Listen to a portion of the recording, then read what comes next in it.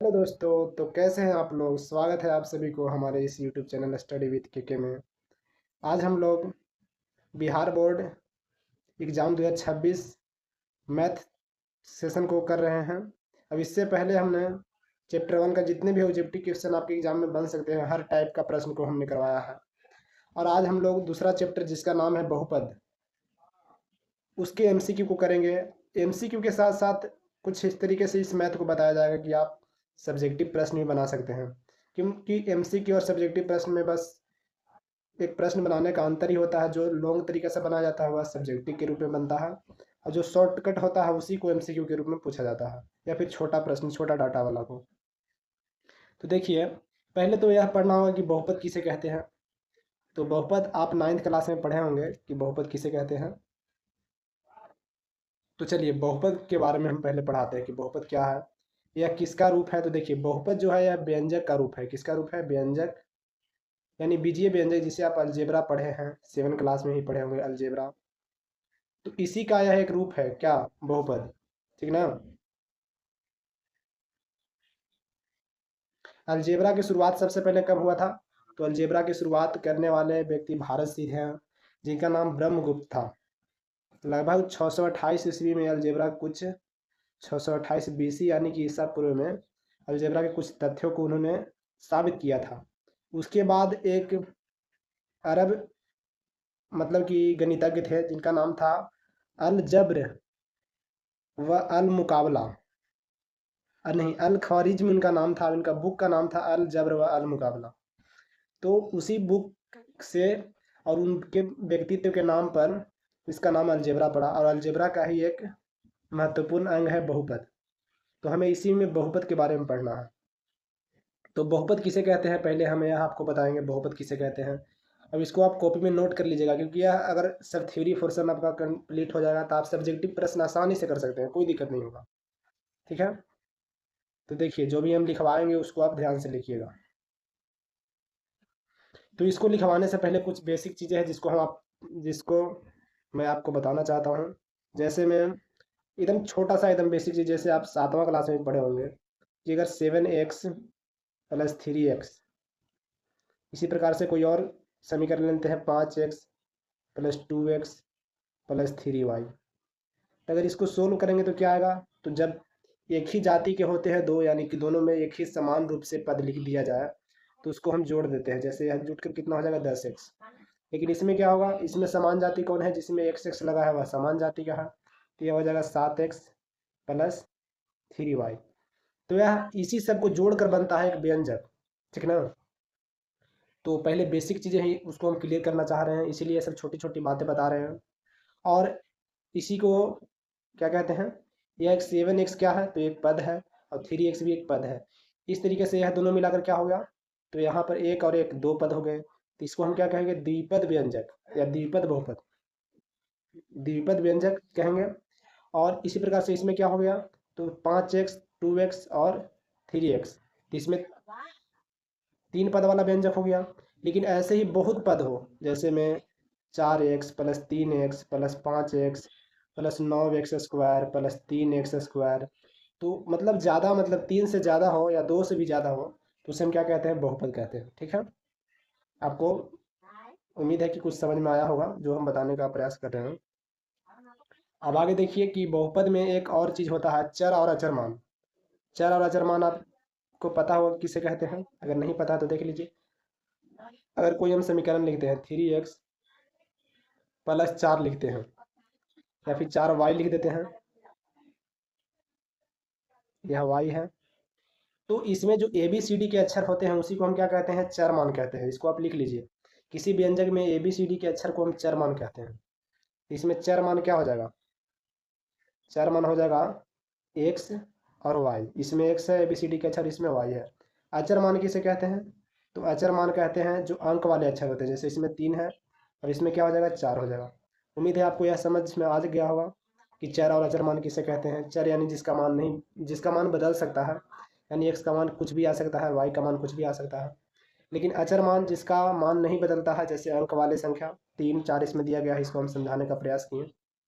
चलिए, यहाँ तक तो आपको क्लियर हो गया। अब क्या पढ़ेंगे? कि गुणांक किसे कहते हैं, घात किसे कहते हैं, इसके बारे में थोड़ा हम देख लेते हैं।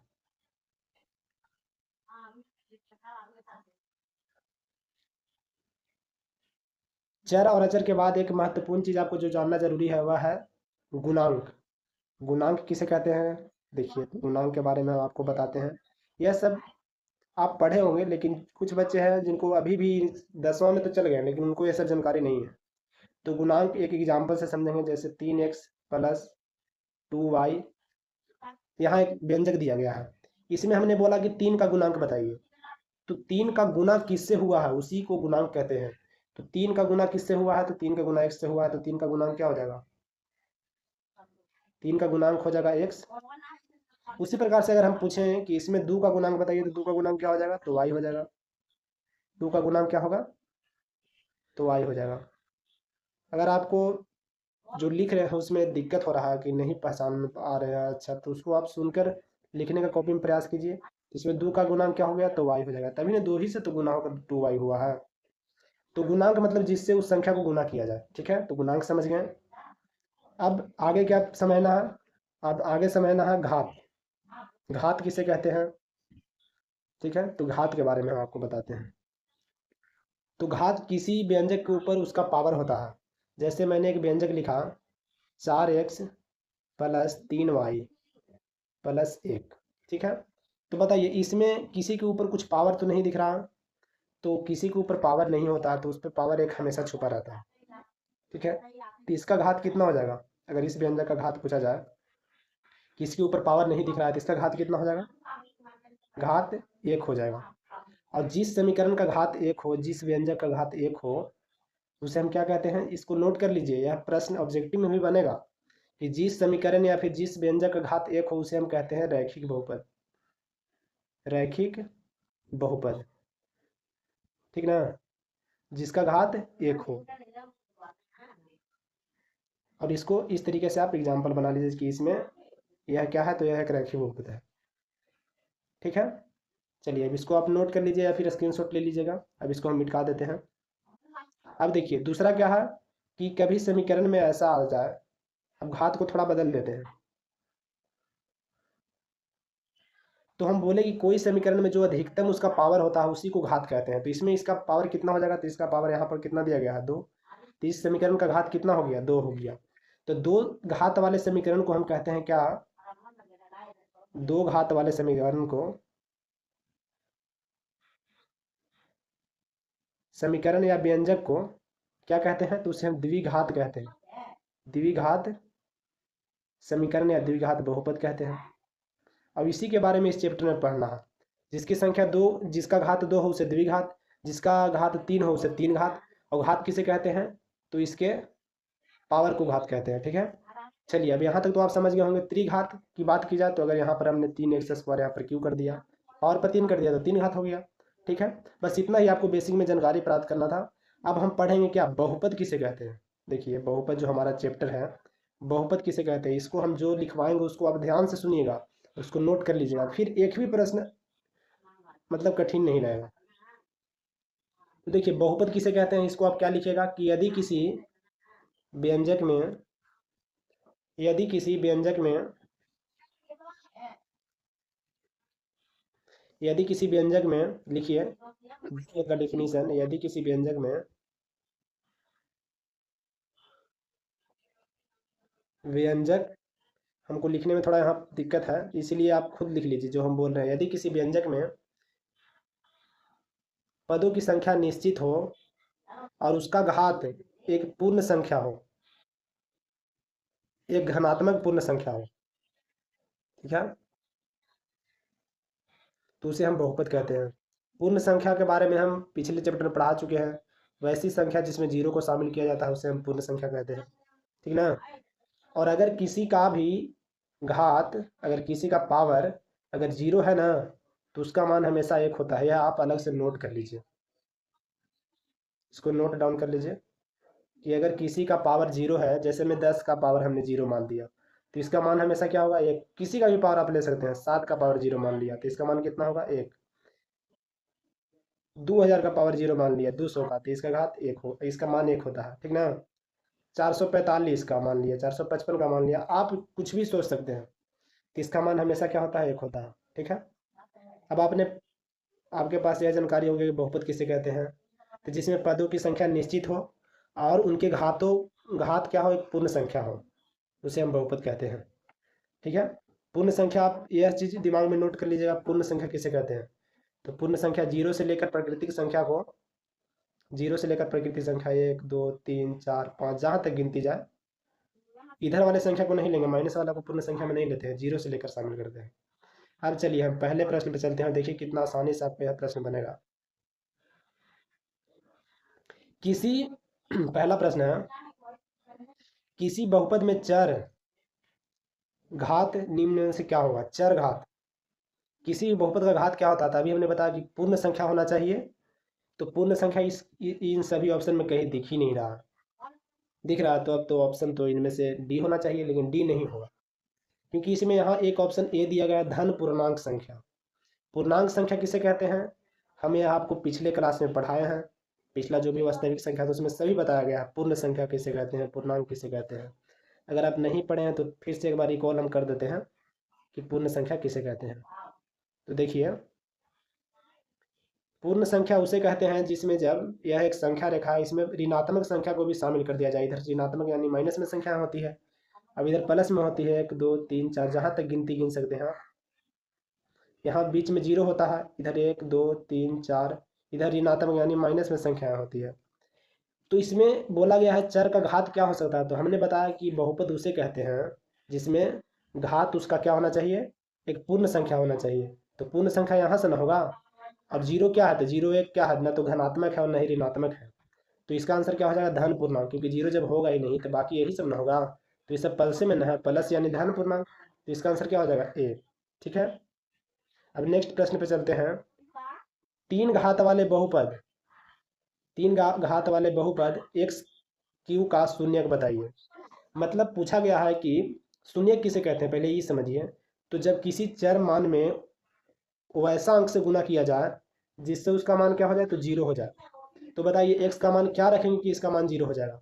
अगर एक्स का मान अगर आप 1 रखते हैं तो 1 का क्यूब कितना होता है, 1 का क्यूब 1 ही होता है। अगर बी रखते हैं तो -1 का क्यूब कितना होगा, तो -1 गुने -1 गुने -1, तो इसका माना जाएगा +1 और इसका माना जाएगा फिर से वापस -1। तो हम क्या बोलें कि शून्य का मतलब उसको एक्स का मान ऐसा रखिए कि उसका मान जीरो आ जाए। तो जीरो का क्यूब जीरो होगा, जीरो को कितना भी जीरो से गुना करेंगे तो कितना होगा, जीरो ही तो होगा। तो इसका आंसर क्या हो जाएगा, इसका आंसर हो जाएगा ऑप्शन सी। ठीक है, आपको उम्मीद है समझ में आ गया होगा। शून्य का मतलब वह संख्या जिससे गुना करने पर उस बहुपद का मान क्या हो जाए, जीरो हो जाए। ठीक है, अब आगे चलते हैं तीसरे नंबर प्रश्न पर। तीसरा नंबर प्रश्न है,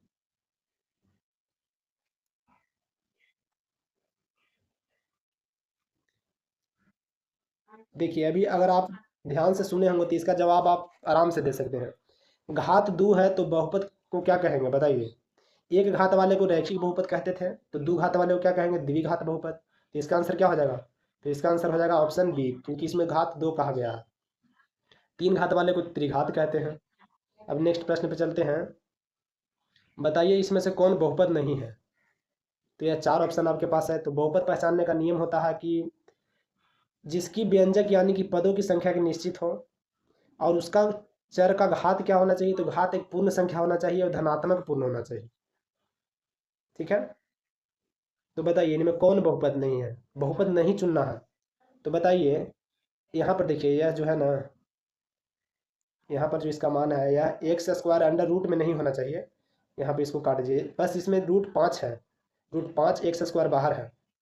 तो बताइए एक्स स्क्वायर बाहर है तो इसका घात कैसा है, दो है। तो दो क्या है, दो एक धनात्मक पूर्ण संख्या है, पूर्ण संख्या है ना, तो यह तो होगा बहुपद। इसमें भी क्यू है तो क्यू भी क्या है, तीन भी क्या है, तीन जो इसका पावर है यह भी एक पूर्ण संख्या है, तो यह भी बहुपद होगा, इसमें नहीं चुनना है।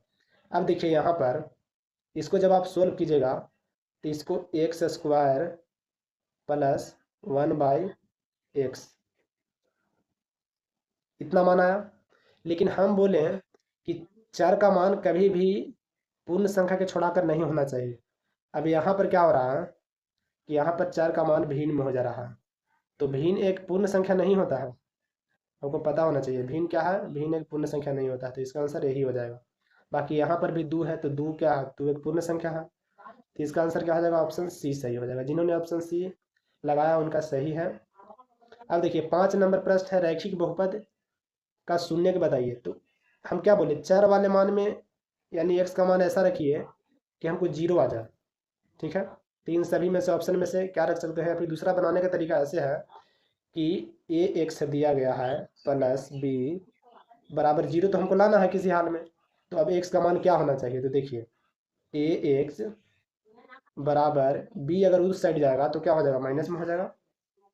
अब देखिए एक्स का मान हमें ज्ञात करना था ना, एक्स और ए में गुना है तो उधर जाके क्या हो जाएगा, माइनस बी, और ए इधर भाग में हो जाएगा। तो माइनस बी बटे ए किस ऑप्शन में है, तो ऑप्शन डी में है, तो इसका आंसर ऑप्शन डी हो जाएगा, ठीक है। इसी प्रकार से इसका भी शून्य निकालिए। तो 3x प्लस 4 बराबर जीरो, शून्य निकालना है तो बराबर में बस जीरो कर दीजिए और समीकरण जो भी व्यंजक बने उसको सोल्व कर दीजिए। तो 3x का मान कितना हो जाएगा, तो 4 उधर साइड जाएगा तो माइनस में हो जाएगा। अब x का मान क्या होगा, तो x का मान -4 में है और यह वाला 3 इधर जाकर भाग में हो जाएगा, तो -4/3 इसका आंसर हो जाएगा। कहाँ दिख रहा है, तो ऑप्शन बी में है, तो इसका आंसर ऑप्शन बी हो जाएगा। नेक्स्ट प्रश्न पे चलते हैं। 7 नंबर प्रश्न है, यदि द्विघात बहुपद में px² plus 3x plus p का एक शून्यक 2 है तो p का मान बताइए। देखिए पहले तो आपको शून्य की संख्या कैसे निकाला जाता है, तो जिस बहुपद का घात जितना होगा उसका शून्य उतना ही होगा। जैसे द्विघात है मतलब दो घात है तो इसके शून्य कितने होंगे, दो होंगे। इसमें एक शून्य दिया गया है -2। अगर 3 घात है तो उसका शून्य कितना होगा, 3 होगा। एक घात है तो उसका शून्य कितना होगा, 1 होगा, ठीक है। अब देखिए शून्य किसे कहते हैं, एक्स के मान को कहते हैं। तो एक्स का एक मान दिया गया है तो पी का मान ज्ञात करना, तो जहां जहां एक्स है उसको जगह पर -2 रख दीजिए। अब रखिए तो जरा पी गुने -2 प्लस 3 गुने -2 प्लस पी, ठीक है, यही है बराबर में जीरो, क्योंकि शून्य निकालना है, शून्य दिया गया है। अब देखिए 2 से पी में गुना होगा तो कितना हो जाएगा, -2p, और 3 से 2 में तो यह हो जाएगा -6, और पी का पी रहेगा बराबर में जीरो है, ठीक है। अब देखिए 2p यहाँ पर है और p यहाँ प्लस में है, तो इस p में से 2p घटेगा तो कितना आ जाएगा, -p बचेगा, और -6 यहाँ पर है पहले से बराबर में जीरो, ठीक है। तो p का मान कितना आया, p का मान कितना आया बताइए। तो अगर p को हम उस साइड करेंगे, p को अगर हम उस साइड करेंगे तो क्या हो जाएगा, p को उस साइड करेंगे तो प्लस में यह 6 हो जाएगा और -p आ गया। तो p का मान कितना आ रहा है, 1 मिनट, कहीं एरर हो रहा है इसमें।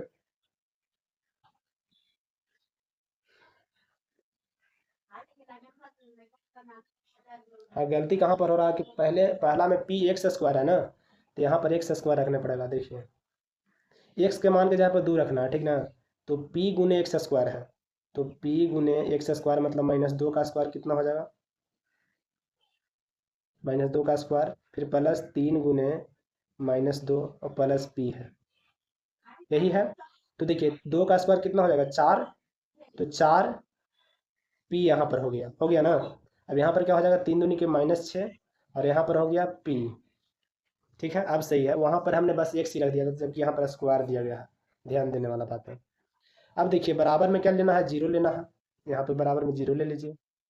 4p और 1p दोनों प्लस में है तो दोनों जुट जाएगा तो हो जाएगा कितना, 5p -6 बराबर में जीरो।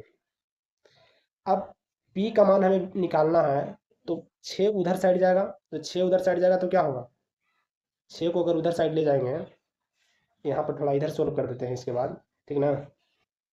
तो देखिए 6 को अगर उधर साइड ले जाएंगे 5p, तो 6 माइनस से प्लस में हो जाएगा ना, हो जाएगा कि नहीं, क्योंकि चिन्ह बदल जाते हैं, 6 प्लस में हो जाएगा, 1 मिनट, 6 प्लस में हो जाएगा। क्या हो रहा है ये, 6 प्लस में हो गया। इसको पूरा इरेज करते हैं। देखिए 5p का मान कितना हो गया, 5p बराबर 6 उधर गया तो प्लस में हो गया, तो हमें तो p का मान ज्ञात करना था, तो p का मान कितना हो जाएगा, 6। अब यह 5 आकर भाग में हो जाएगा तो 6/5, किस ऑप्शन में है? ऑप्शन ए में है, ऑप्शन ए सही हो जाएगा। ठीक है, अब समझ गए होंगे। जहाँ पे x था वहाँ पर -2 मान रखना था, उसके बाद यह समीकरण सोल्व हो गई। अब देखिए चलते हैं 8 नंबर प्रश्न पर। इसमें भी वही दिया गया है कि p के, देखिए 2 घात है, इसका मतलब 0 होगा। इसका घात कितना है? 2 ही है ना इसका पावर, तो इसका 0 हो गया। इसमें इसमें एक शून्य क्या है? 2 में से एक शून्य किसमें ज्ञात करना है, ठीक ना? बताइए, 2 शून्य निकलेगा, उसमें से एक शून्य बताना है। तो इसमें तो दोनों शून्य हमें निकालने पड़ेगा। तो चलिए दोनों शून्य निकालते हैं। तो दोनों शून्य निकालना है, क्योंकि एक शून्य दिया नहीं गया है। एक शून्य दिया जाता तो हम दूसरा का निकाल लेते हैं। तो शून्य किसे कहते हैं? तो हम बोले कि x के मान पे अगर वह संख्या रखा जाए तो पूरा समीकरण का मान कितना हो जाता है? 0 हो जाता है। तो बताइए इन चारों ऑप्शन में से क्या रख दे x के जगह पर कि 0 हो जाए मान? तो चलिए हम पहले ऑप्शन को उठा कर रखते हैं, 2 रखते हैं। तो यहाँ 2 रखा, तो 2 स्क्वायर है ना, तो 2 का स्क्वायर 4 हो गया। इसी प्रकार से 3x है, इसको पूरा डिटेल से हम समझाते हैं, क्योंकि कितना बच्चों को समझ में नहीं आएगा। x के जगह पर बारी बारी से यह चारों ऑप्शन को रखना है, ठीक ना? तो पहला ऑप्शन को ही उठा लेते हैं, 2 को रखिए, तो 2 का स्क्वायर हो गया कितना? फिर -3 गुने एक्स के जगह पर फिर 2 रखिए, -4। तो देखिए 2 का स्क्वायर 4 हो गया, 3 दूनी के 6 हो गया, और यह -4 में है ही। अब यह 4 और माइनस और प्लस कट गया, तो मान कितना आ गया? -6। लेकिन हम बोले कि 0 आना चाहिए, क्योंकि शून्य का निकालना है। तो यह तो ऑप्शन नहीं हुआ। अब दूसरे ऑप्शन को लीजिए, ऑप्शन बी को। तो 4 का स्क्वायर है, मतलब 1 का स्क्वायर है, तो 4 का स्क्वायर करेंगे। फिर -3 गुने 4 करेंगे, कि एक्स का मान के जहाँ पर आपकी 4 रखना है। फिर -4 है। अब देखिए 4 यहाँ है, तो 4 का स्क्वायर कितना होता है? 16 होता है। और यह हो गया 3 चौके 12, और यहाँ पर -4 है। अब देखिए यह दोनों संख्या तो माइनस में है, तो दोनों क्या होगा? जुट जाएगा। तो 16 और -16, 12 4 16 हो गया है दोनों जुट कर। तो यह घट कर कितना, चाहे कट कर कितना आ गया मान? 0। तो यही हमारा आंसर हो जाएगा, कौन? Option B. ठीक है, समझ में आ गया? शून्य ज्ञात करना हो तो एक्स का वह मान रख लीजिए जब उसका मान 0 हो जाए। बाकी इसका एक तरीका और होता है कि इसको द्विघात बहुपद या द्विघात समीकरण से निकाल सकते हैं, या फिर गुणनखंड विधि से निकाल सकते हैं। लेकिन ऑप्शन वाले प्रश्न आप कर रहे हैं, तो आप ऑप्शन को ही रख लीजिए, आसानी होगा। देखिए अब 9 नंबर प्रश्न है। इसमें यह दिया गया है y³ -2y² -√3y + 1/2 का घात क्या होगा? तो घात किसी समीकरण में उसके सबसे उच्चतम पावर को कहते हैं। तो इसमें सबसे उच्चतम पावर क्या है? 2 है। तो 2 से भी ज़्यादा यहाँ पर देखिए 3 है, तो सबसे ज़्यादा पावर कौन हो गया? 3। तो यही इसका घात हो गया। ठीक है, अब आगे चलते हैं। एक घात वाले बहुपद को क्या कहते हैं? ऊपर ही बता चुके हैं, इसे रैखिक बहुपद कहते हैं। 2 घात वाले को द्विघात कहते हैं, और 3 घात वाले को तीन घात कहते हैं, त्रिघात। तो एक घात पूछा गया है, तो एक घात मतलब रैखिक बहुपद। ठीक है, आगे चलते हैं 11 नंबर प्रश्न। निम्न में से कौन द्विघात है? तो जिसका घात 2 होगा, कौन किसका घात 2 है? चेक कीजिए जरा। इसका घात 1 है, इसका घात 3 है, इसका घात 2 है, तो इसका आंसर बी हो जाएगा। तो देख रहे हैं, यह सब बेसिक चीज़ से प्रश्न बन रहा है, और एग्जाम में भी इसने प्रश्न बनेगा। तो आपको थ्योरी मालूम रहेगा तब ना बनाइएगा। आपको पता नहीं है कि 3 घात है तो उसको क्या कहेंगे, घात किसे कहते हैं, यही मालूम नहीं है, तो आप नहीं बना सकते हैं। वही प्रश्न कठिन लगेगा। अब देखिए 12 नंबर प्रश्न है। द्विघात बहुपद में शून्यकों की संख्या कितनी होती है? तो अभी हम जस्ट बताए थे कि जितना उसका घात रहेगा उसका शून्यक उतना ही ज़्यादा रहेगा। ठीक है, तो द्विघात है, तो द्विघात है मतलब उसका शून्य कितना रहेगा? 2 रहेगा। 3 घात रहता, 3 रहता। ठीक है, तो इसका आंसर बी हो जाएगा। देख रहे हैं कितना जल्दी जल्दी प्रश्न बन रहा है। उम्मीद है कि आपको से भी बन रहा होगा, लेकिन वो इसको जो इस अगर जिनको से नहीं बन रहा तो एक बार फिर से वापस वीडियो रिटर्न करके देखिए शुरू से एकदम, कि किस किस तरह से कैसे हमने थ्योरी बतलाया है। जो लिखे नहीं उसको हम बोल कर बताए हैं, क्योंकि लिखने में यहाँ पर दिक्कत होता है। ठीक है, अब देखिए 13 नंबर प्रश्न है कि समीकरण दिया गया है क्या? x² + 2x में बहुपद के घात बताइए। फिर वही घात वाले प्रश्न, तो कितना घात है? 2 है, तो 2 इसका आंसर हो जाएगा। ठीक है, इसका आंसर क्या हो जाएगा? 2, ताकि यहाँ यहाँ पर कितना घात है? 2 है। अब आगे चलते हैं 14 नंबर प्रश्न। 30 प्रश्न इस सेशन में हम करवाएंगे, और लास्ट में आप अपना कमेंट बॉक्स में स्कोर भी बताइए कि हमारा इतना प्रश्न सही हुआ सर। ठीक है, लास्ट में, अभी नहीं, लास्ट में कमेंट बॉक्स में स्कोर बताइएगा। अब यह बताइए, हम बोले कि कोई बहुपद का घात क्या होना चाहिए? एक पूर्ण संख्या होना चाहिए। यहाँ पर x जो चर मान है इसका घात दे दिया गया है 1/2। तो 1/2 कैसा संख्या है? पूर्ण संख्या है या तो भिन्न संख्या है? जब कोई संख्या बट्टे में है ऐसे, तो भिन्न संख्या है ना, भिन्न के रूप में यह है, तो यह होगा बहुपद? बिल्कुल नहीं होगा। तो इसका आंसर क्या होगा? यह बहुपद नहीं है। ठीक है, नीचे दिए गए बहुपद में x cube plus b x square plus c x plus d के घात होंगे, उतना देखना ही नहीं है, देखेंगे किसका पावर सबसे अधिक है, तो यहाँ पर 3 पावर सबसे अधिक है, इसका घात कितना हो जाएगा 3, ऑप्शन सी सही हो जाएगा। नेक्स्ट प्रश्न पे चलते हैं 16 नंबर। किसी बहुपद के सभी गुणांक शून्य हो सकते हैं, तो किसी बहुपद के सभी गुणांक शून्य हो सकते हैं, यानी गुणांक हम बताए थे कि जिस बहुपद में जिससे उसको गुना होता है उसको गुणांक कहते हैं। जैसे में हम समझाए थे कि 3x अगर है तो हम पूछे कि 3 का गुणांक बताइए, 3 का गुणांक क्या है, 1 से, क्योंकि 1 से उसको गुना हुआ है। तो शून्य कब होगा, जब उसके बहुपद क्या हो जाए, शून्य हो जाए। ठीक है, अब देखिए आगे 17 नंबर प्रश्न है, एन घात एन को दिए गए बहुपद के लिए y बराबर पी एक्स के शून्यकों की संख्या बताइए। मतलब यहाँ पर घात कितना है, तो एन है, घात कितना है, एन है, तो उसके शून्य कितने होंगे। हम बोले, हमने बताया कि किसी भी बहुपद का जितना घात होगा उसका शून्य उतना ही होगा, तो इसमें एन संख्या है, मालूम ही नहीं है, बस एन मान लिया गया है, तो इसका शून्य भी कितना होगा, एन ही होगा। ठीक है, आगे चलते हैं 18 नंबर प्रश्न। दो घात वाले बहुपद को क्या कहते हैं, देख रहे हैं कितना प्रश्न इससे बन रहा है, तो इसे द्विघात कहते हैं। एक घात वाले को रैखिक बहुपद, और 3 घात वाले को त्रिघात, और बहुघात वाले को बहुघात। ठीक है, घात 3 वाले बहुपद को क्या कहते हैं, तो त्रिघात कहते हैं।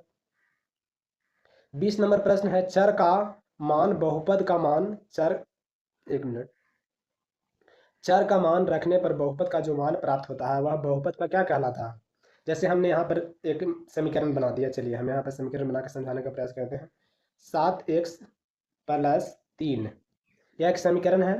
तो इसमें जो चर का मान, यानी चर किसे कहते हैं, तो चर ABCD वाले अक्षर को, तो एक का मान अगर कुछ हम रख दिए, 7 गुने यहाँ पर एक का मान एक ही रख दिए, एक रख दिए, प्लस 3 बराबर कितना आ गया, तो 10 आ गया जुट कर। तो यह जो मान रखे वह बहुपद को क्या कहलाया, तो वह उसका मान कहलाया। यह तो इजी सा प्रश्न है, जो मान रखे वह मान ही कहलाएगा। हाँ, अगर यह बोला जाता कि चर का वह मान जिसके रखने पर वह शून्य प्राप्त हो जाए, शून्य यानी 0 प्राप्त हो जाए, तो वह उसका क्या होता, वह उसका शून्यांक होता। ठीक ना, ये आप समझ गए होंगे। देखिए, निम्न में से कौन रैखिक बहुपद है, बताइए, जिसका घात केवल 1 होगा। देखिए, चेक कीजिए तो जरा, कौन है, तो इसका घात यहाँ पर 2 है, इसका घात 2 है, इसका घात 3 है, इसका घात 1 है, तो इसका आंसर क्या हो जाएगा, डी, आंसर हो जाएगा D.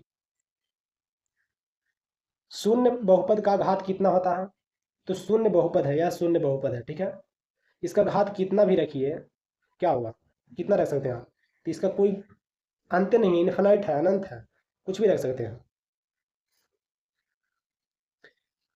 5x power 4 plus 4x power 3 plus 10 के घात बताइए। तो सबसे मैक्सिमम पावर देखिए, सबसे अधिकतम पावर कितना है, 4 है, तो इसका आंसर 4 हो जाएगा।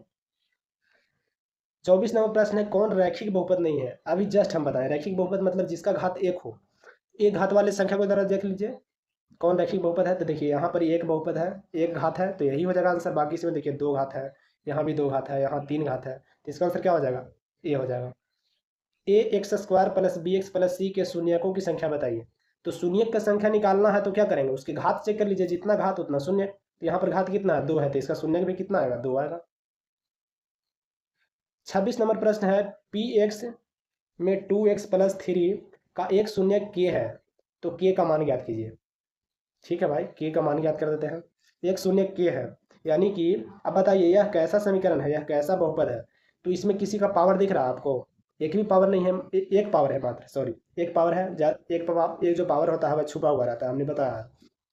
एक नॉर्मल व्यंजक दिया जाए तो उसमें बस एक ही पावर होता है, तो इसका घात क्या है, 1 है, तो इसका शून्य भी कितना होगा, 1 ही होगा। और उसमें शून्य का मान दे दिया गया क्या, के, यानी एक्स का मान दे दिया गया है के, तो जहाँ एक्स है वहाँ के बैठा दीजिए जरा।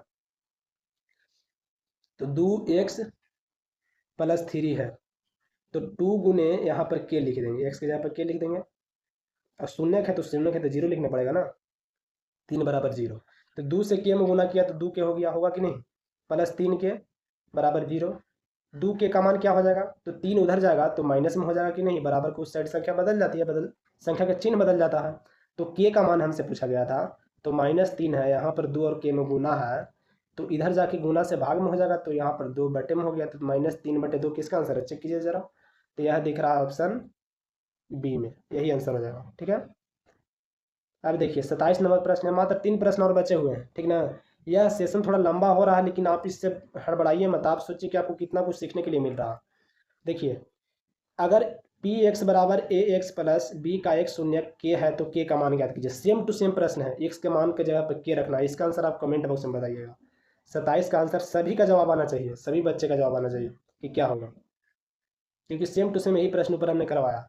किसी व्यंजक में चर एक्स के उच्चतम घात को क्या कहते हैं? तो उच्चतम घात को उसको क्या कहते हैं? चर का घात कहते हैं, चर का घात ही नहीं कहते हैं। जैसे द्विघात है तो उसे द्विघात समीकरण कहते हैं, लेकिन जो उच्चतम मान होता है उसको हम घात कहते हैं। 29 नंबर प्रश्न है पी एक्स, जिसमें ए एक्स प्लस, यहाँ पर कोई संख्या होना चाहिए, जैसे ए एक्स प्लस कोई संख्या आप मान लीजिए, 3 ही मान लीजिए, कुछ भी मान सकते हैं। तो शून्य का मान क्या होगा? बराबर में यहाँ क्या होगा? 0 लेना, क्योंकि शून्य बोला गया है। तो यह बताइए ए एक्स बराबर क्या हो जाएगा? तो यह जो 3 है उधर जाकर क्या हो जाएगा? माइनस में हो जाएगा, 3 चिन्ह बदल जाएगा प्लस से, तो यह माइनस में हो गया। एक्स का मान हमें निकालना है, शून्य का मान यानी कि एक्स का मान। तो एक्स बराबर क्या हो जाएगा? -3 है, और यह ए वाला संख्या इधर आएगा तो भाग में हो जाएगा। हुआ कि नहीं? तो क्या हमारा आंसर क्या आया? -3/a। हमारा आंसर आया -3/a। तो -3 कैसा पद है? जरा जरा आप सोचिए, -3 कैसा पद है? तो जो ABCD के अक्षर होते हैं तो उसको तो चर कहते हैं, और जो ABCD के अक्षर नहीं, अंक के पद होते हैं, शुरू का बात याद कीजिए जो हम बताए थे, उसे हम अचर कहते हैं।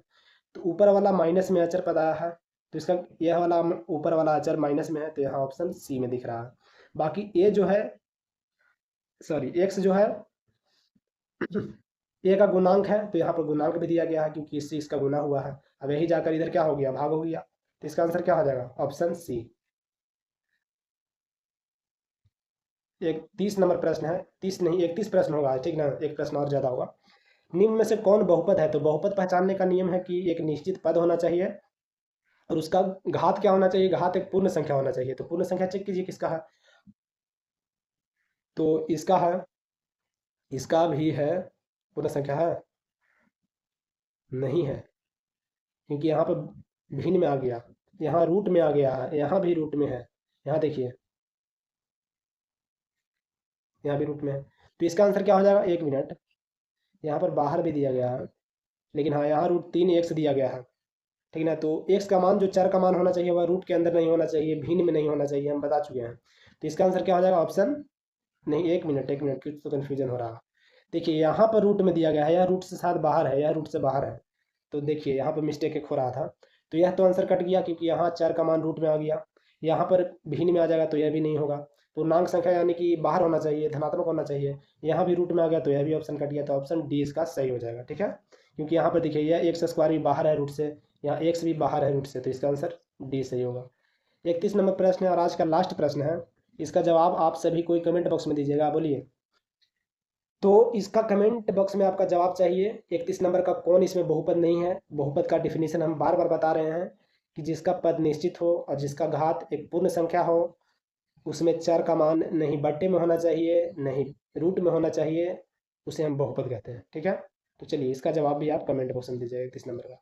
तो आपको यह सेशन कैसा लगा आप कमेंट बॉक्स में बताइएगा। तो मिलते हैं इसी का पार्ट 2 के साथ, क्योंकि इसके लगभग 3-4 पार्ट आएंगे, जिस प्रकार से रियल नंबर का हमने करवाया था। उम्मीद है कि आपको बढ़िया से समझ में आया होगा। अगर बढ़िया समझ में आया तो एक लाइक कीजिए और चैनल को सब्सक्राइब कर दीजिएगा। कमेंट करना ना भूलें, कमेंट जरूर करें, सभी बच्चे का कमेंट आना चाहिए और स्कोर के साथ कमेंट आना चाहिए कि हाँ हमारा इतना सही हुआ, तभी हमको पता चले कि नहीं कितना इंप्रूव हम कर पा रहे हैं, ठीक है। और अगर इसमें कुछ हमको सुधार करने की ज़रूरत आपको तरफ से दिखती है तो उसको आप बताइए कमेंट बॉक्स में, ठीक है। तब तक के लिए टाटा बाय बाय, मिलते हैं नेक्स्ट क्लास।